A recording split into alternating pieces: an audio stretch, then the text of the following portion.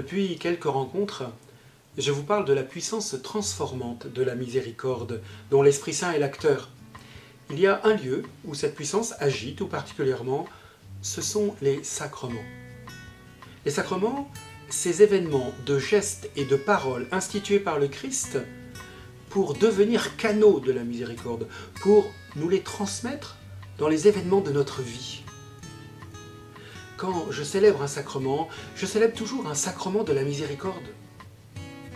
Cette miséricorde, elle est pour celui qui le reçoit, mais elle est aussi pour l'Église et par l'Église pour le monde. Je m'explique. Un sacrement, c'est le surgissement de la miséricorde par le mystère pascal.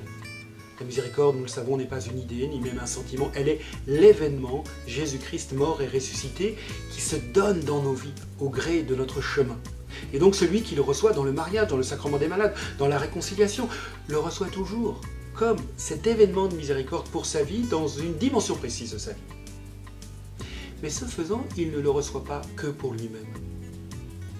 Un sacrement, c'est toujours pour l'Église, ne l'oublions jamais. Je me souviens de cette personne qui ne pouvait pas recevoir les sacrements et qui disait « Je ne vous demande pas de revendiquer pour moi, mais quand vous recevez un sacrement, vous le recevez pour toute l'Église. Alors, quand vous communiez, faites-le très sérieusement. Quand vous allez vous confesser, vous me portez avec vous, faites-le très sérieusement. Parce que la miséricorde que vous recevez, qui se donne dans les sacrements et qui se donne ailleurs, mais par le sacrement, diffuse à toute l'Église, au corps du Christ, et ce faisant, diffuse vers le monde. Les sacrements de la miséricorde, pour nous-mêmes, pour l'Église, pour le monde.